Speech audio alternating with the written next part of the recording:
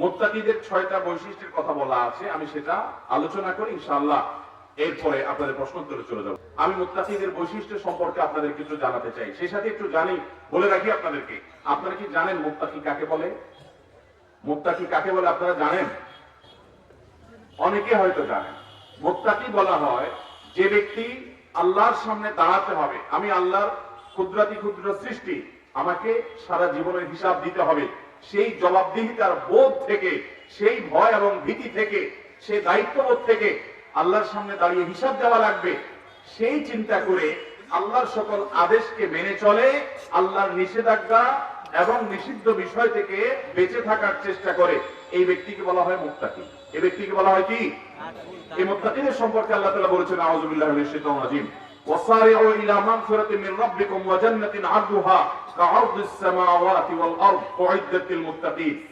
হে লোক সকল, তোমরা তোমাদের রবের পক্ষ থেকে জান্নাতের, যে জান্নাতের প্রস্থতা নবমণ্ডল এবং ভূমণ্ডল, সেই জান্নাত এবং মাগফিরাত, ক্ষমা লাভ, এই দুইটা জিনিসের জন্য তোমরা প্রতিযোগিতা লিপ্ত হও এবং কে কার আগে যাবে সেই চেষ্টা করো। যে জান্নাত আল্লাহ তাআলা তৈরি করেছেন মুত্তাকিদের জন্য, কাদের জন্য তৈরি করেছেন? জান্নাত তৈরি হয়েছে কাদের জন্য ভাই? কোরআনের শুরুতে আল্লাহ বলেছেন, আলিফ লাম মিম যালিকাল কিতাব লা রাইবা ফি হুদাল লিল মুত্তাকিন। এই কোরআন পথ দেখাবে কাকে?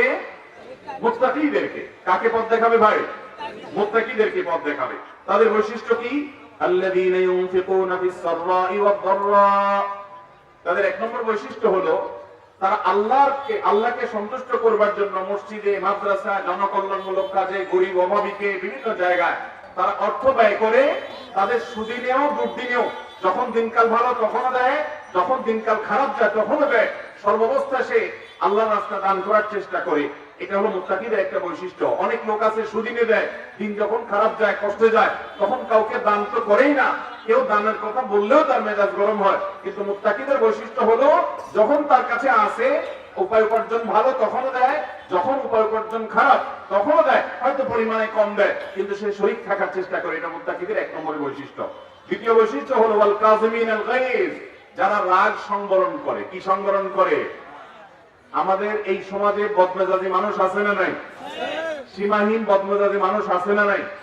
আপনারা আমাদের দেশে বিভিন্ন সময় পত্র পত্রিকায় দেখবেন, টেলিভিশনের নিউজে দেখবেন যে বিয়ে বাড়িতে সামান্য ঠুনকো কোনো বিষয়কে কেন্দ্র করে বিয়ে ভেঙে গেছে। ঘটে কি ঘটে না? এরকম ঘটনা ঘটে কি ঘটে না? ভাইরা আমার, স্ত্রীকে স্বামী কোনো একটা কথা বলছে, এটা শুনতে দেরি হয়েছে, এটাকে কেন্দ্র করে তালাক দিয়ে দিছে। ঘটনা ঘটে কি ঘটে না? স্বামীর কোন একটা কথা স্ত্রীর পছন্দ হয় নাই, এইটাকে কেন্দ্র করে গাঁথি দুষ্কা গোল করে বাপের বাড়িতে হাঁটা দেয়। ঘটে কি ঘটে না? সামান্য ঠুনকো বিষয়কে কেন্দ্র করে গ্রামের মানুষের মারামারি, কাটাকাটি, খুনাখুনি, খেলার মতো তুচ্ছ বিষয়কে নিয়ে কেন্দ্র করে যুবকরা একে অন্যের সাথে গন্ডগোল ফাসাদ করে, মারামারি করে। এরকম বদমেজাজ মানুষের সংখ্যা আমাদের দেশে কম না বেশি?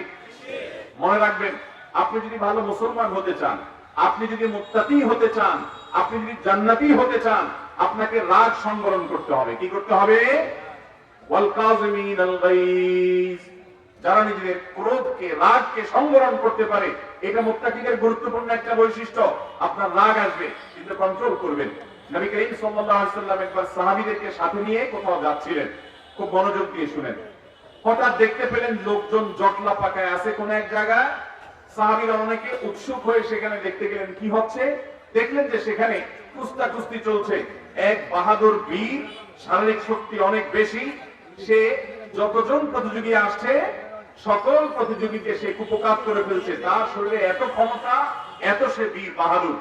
তখন সবাই অবাক হয়ে যাচ্ছিল, কোন কম্পিটিটর তার সাথে পারছে না। নবী করিম সাল্লাল্লাহু আলাইহি ওয়াসাল্লামের কাছে ফিরে আসার পর নবী সাল্লাল্লাহু আলাইহি ওয়াসাল্লাম সাহাবীদেরকে বললেন, তোমরা যে লোকটাকে দেখলে যে সে সবাইকে কুপকাত করে ফেলছে, কেউ তার সাথে পারছে না, এই লোকটাকে তোমরা বীর মনে করো, তাই না? তোমাদেরকে কি আমি এই লোকের চাইতে আরো বড়, আরো পাওয়ারফুল একজন বীরের সাথে পরিচয় করাই দেবো? সাহাবীরা বলছে, অবশ্যই ইয়া রাসূলুল্লাহ, এই লোকের চাইতে বড় বীর কে আবার? অবশ্যই বলেন, আমরা একটু জানতে চাই, দেখতে চাই সেই লোকটাকে। তখন নবী করিম সাল্লাল্লাহু আলাইহি ওয়াসাল্লাম বলেছেন, লাইসা শাদীদু বিসসুরআহ, কেউ যদি প্রতিপক্ষকে মুহূর্তের ভিতরে কুপকাত করে ফেলে তাহলে এটা আসল বীরত্ব নয়। এটা বীরত্ব এক প্রকারের, এটা প্রকৃত বীরত্ব নয়। আসল এবং প্রকৃত বীরত্ব হলো যদি কেউ প্রচন্ড রাগ উঠেছে, মাথাটা হট হয়ে গেছে, চান্দি গরম হয়ে গেছে, এইরকম রাগের মুহূর্তে তার মুখ দিয়ে এখন যা তা বের হতে পারতো, হাত দিয়ে যা তা করে ফেলতে পারতো, কিন্তু সে আল্লাহকে খুশি করবার জন্য, আল্লাহর ভয়ে মুত্তাকিদের কাতারে শামিল হওয়ার জন্য সে নিজের রাগটাকে সে থুতু যেরকম মানুষ গিলে ফেলে, রাগটাকে সে গিলে ফেলেছে, নিচে নামিয়ে ফেলেছে, কন্ট্রোল করে ফেলেছে, ওই জায়গা থেকে সরে যেতে পেরেছে। এই লোকটা হলো আল্লাহ রাব্বুল আলামিনের কাছে প্রকৃত বীর। আসল বীরত্ব এখানেই প্রদর্শন হয় যে নিজেকে সে নিয়ন্ত্রণ করতে পারে, সে ডাইরেক্ট হয়ে যায় না, সে লুজ হয়ে যায় নাই, যে মুখ দিয়ে যাতা বের হয়ে গেল, হাত দিয়ে যাতা করে ফেললো, এরপর এক সময় তার লজ্জিত হতে হলো।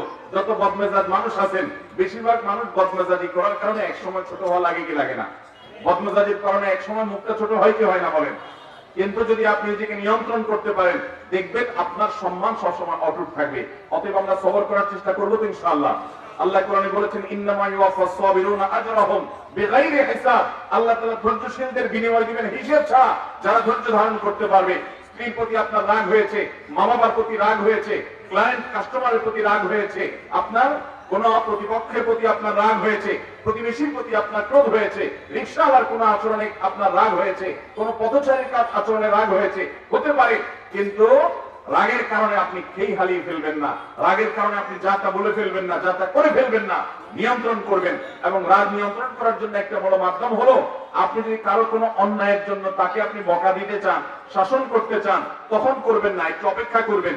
কিছু সময় যখন পার হয়ে যাবে, তারপর আপনি তাকে যদি শাসন করতে চান, ইনশাআল্লাহ দেখবেন যে সেটা খুব চমৎকার হয়েছে এবং সেখানে মাপজোপ সব ঠিক আছে। আমরা রাগ নিয়ন্ত্রণ করবো তো ইনশাআল্লাহ, ক্রোধ নিয়ন্ত্রণ করবো তো ইনশাআল্লাহ। আল্লাহ আমাদেরকে ক্রোধ নিয়ন্ত্রণকারী মুত্তাকিদের কাতারে শামিল হওয়ার তৌফিক দান করুন। তাহলে মুত্তাকিদের দ্বিতীয় বৈশিষ্ট্য হলো যারা ক্রোধ নিয়ন্ত্রণ করে। 3 নম্বর হলো ওয়াল আফিনা আনিন নাস, যারা মানুষকে ক্ষমা করে। কারোর উপরে আপনার মনে কষ্ট আছে, তাকে আপনি ক্ষমা করলেন আল্লাহকে খুশি করার জন্য।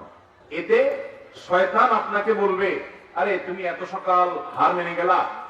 শয়তান আপনার ইগো যেন আরো থাকে, সেজন্য আপনাকে উস্কাবে। কিন্তু একজন ইমানদার মুত্তাকির বৈশিষ্ট্য হলো, থাক আল্লাহর জন্য আমি মাফ করে দিলাম। কেউ মাফ চাইলে তো মাফ করবোই, মাফ না চাইলেও মাফ করে দিব।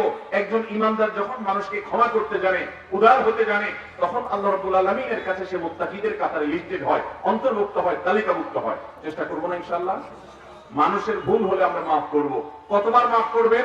আপনি নিজে যতবার ভুল করে কিয়ামতের দিন আল্লাহর কাছে মাফ চান, তার চেয়ে কম সংখ্যক বার চাইলেও চলবে। চেষ্টা করবো না ইনশাআল্লাহ? আল্লাহ আমাদেরকে তৌফিক দান করুন। তাহলে মুত্তাকিদের 3 নম্বর বৈশিষ্ট্য হলো যারা মানুষকে ক্ষমা করে। 4 নম্বর বৈশিষ্ট্য কি?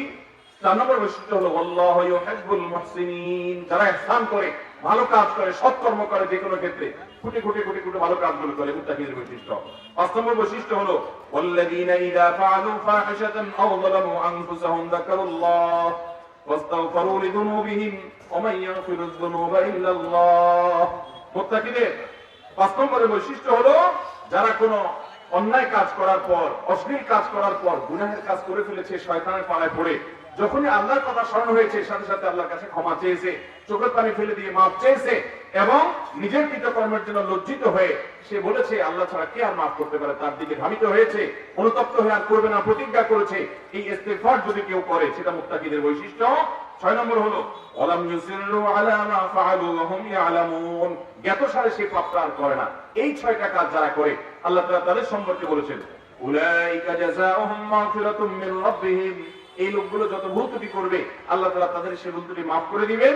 ওয়া জান্নাতিন তাজরি মিন তাহতিহাল আনহার খালিদিনা ফিহা ওয়া নি'মা আজরুল আমিলিন, এবং আল্লাহ তাআলা তাদেরকে জান্নাতুল ফিরদাউস, তার জান্নাত দান করবেন, যে জান্নাতের তলদেশ দিয়ে নহর প্রবাহিত হবে, জান্নাতি নহর, এবং সেখানে সে চিরকাল থাকবে। এটাই হলো সবচেয়ে গুরুত্বপূর্ণ পয়েন্ট। দুনিয়ার সুখের কোন স্থায়িত্ব হতে পারে? দুনিয়ার কোন মানুষ যে যে পর্যায়ে থাকুক, তার সুখ, সমৃদ্ধি, যশ, নাম, খ্যাতি, এগুলো কি চিরকাল থাকে কোনোদিন? অতএব আল্লাহ তাআলা জান্নাতীকে সেই জিনিসটি দান করবেন। এই 6টি বৈশিষ্ট্য থাকলে, আবার আমরা বলছি, নাম্বার 1, যারা সুখে দুঃখের সর্বাবস্থা দান করে। 2, যারা রাগ সংবরণ করে। 3, যারা মানুষকে ক্ষমা করতে জানে। 4, যারা যে কোনো ভালো কাজ খুঁটে খুঁটে করার চেষ্টা করে। নাম্বার 5, যারা কোনো অন্যায় গুনাহ হয়ে গেলে আল্লাহর কাছে লজ্জিত হয়ে মাফ চায়। নাম্বার 6, সেই গুনাহের কাজ আর কখনো করে না। আল্লাহ তাআলা মুত্তাকিদের এই 6টি বৈশিষ্ট্য আমাদের সবাইকে অর্জন করার তৌফিক দান করুন। সবাই চেষ্টা করবো তো ইনশাআল্লাহ। জাযাকুমুল্লাহ খাইর। ভাই প্রশ্ন উত্তর আর দেওয়ার দরকার আছে না বাদ দেব? রাত হয়ে গেছে অনেক। আচ্ছা, কিছু আমরা দেওয়ার চেষ্টা করি। মুত্তাকিদের এই 6টা বৈশিষ্ট্য শুনাই দিতে পারবেন কে কে? হাত তোলেন। 6টা বৈশিষ্ট্য বলছে মুত্তাকি। আচ্ছা, জাযাকুমুল্লাহ খাইর। অল্প কয়েকজন হাত উঠছে দেখি, আর বাকিরা শোনাতে পারবেন না? অন্তত 2টা শোনাতে পারবেন? কারা হাত তোলেন? মাশাআল্লাহ, অনেকে আছেন। জাযাকুমুল্লাহ খাইর। আল্লাহ রাব্বুল আলামিন আমাদের সবাইকে সুন্দর জীবন যাপন করার সংকল্প করার তৌফিক দান করুন।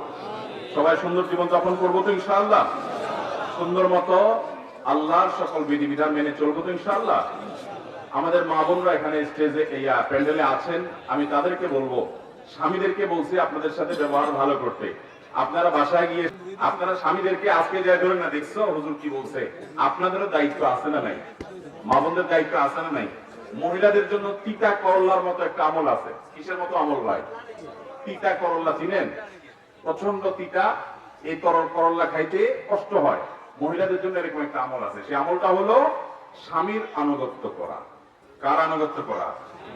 একটা দোকানও একজন মালিক বা একজন কর্মকর্তা, একজন বস, কোন একজনকে দায়িত্বশীল না মানলে সেখানে সেটা খুব ভালোভাবে চলতে পারে না। একটা সংসারের শান্তির জন্য একজনকে অন্তত মানতে হয়। একজন মুসলিম নারী তিনি আল্লাহর নির্দেশের কারণে তার স্বামীর যৌক্তিক বৈধ কোরআন সুন্নাহ সম্মত নির্দেশকে মেনে চলবেন এবং স্বামীর সাথে কুতর্কে জড়াতে যাবেন না, বেয়াদবি করতে যাবেন না। নবী রাসূলুল্লাহ সাল্লাল্লাহু আলাইহি ওয়াসাল্লাম মেয়েদের জান্নাতে যাওয়ার পূর্ব শর্ত উল্লেখ করেছেন 4টা শর্ত।